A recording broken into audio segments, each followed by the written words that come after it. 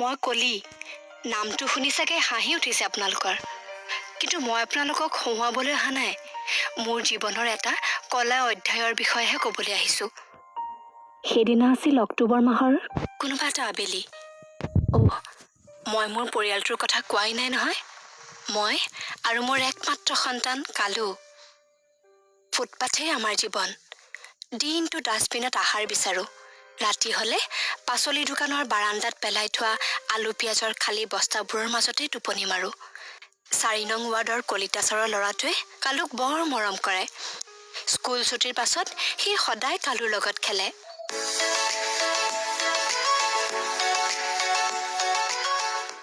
সেইদিনাও আমি তালৈকে ওলাই গৈছিলোঁ, কিন্তু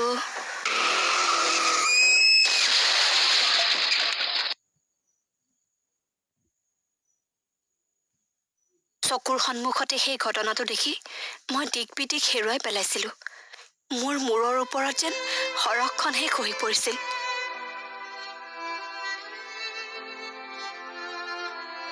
ইখনৰ পাছত সেইখন ৰিক্সাৰ ওচৰলৈ গৈ কাতৰ অনুৰোধ কৰিছিলোঁ, মোৰ পোনাটোক বচাওক, তাক লৈ যাওকচোন কোনোবা এজন ডক্তৰৰ ওচৰলৈ।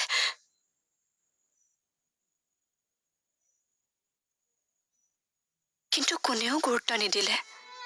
দিবই বা কিয়? আজিৰ এই আধুনিক যুগত আমাৰ দৰে জৈৱিক আৱৰ্জনাবোৰৰ বিষয়ে ভাবিবলৈ কাৰ হাততনো সময় আছে?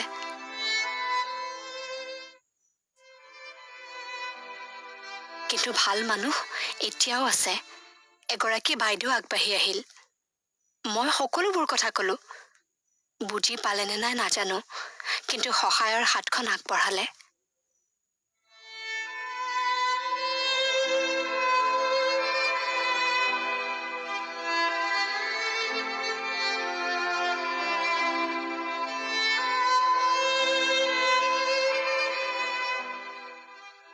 অলপ আগতে অৱহেলা কৰি যোৱা ৰিক্সাৱালাজনে গাভৰু ছোৱালীকেইজনী দেখি ওচৰ চাপি আহিল। আকৌ অনুৰোধ কৰিলো, পোনাটো এতিয়াও জীয়াই আছে, তাক লৈ যাওকচোন দাদা।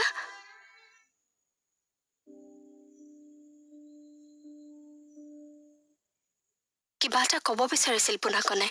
মই ওচৰ চাপি গলো। ক'বলৈ নাপালে।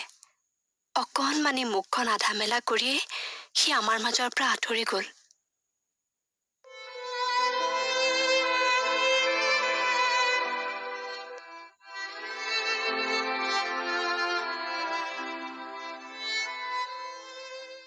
মোক বিস্কুট নালাগে। পাৰে যদি পোনাকনৰ জীৱনটোৱে ঘূৰাই দিয়ক।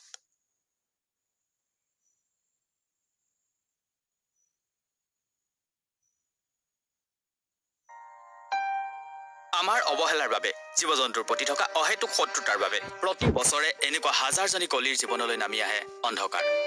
দুৰ্ঘটনাগ্ৰস্ত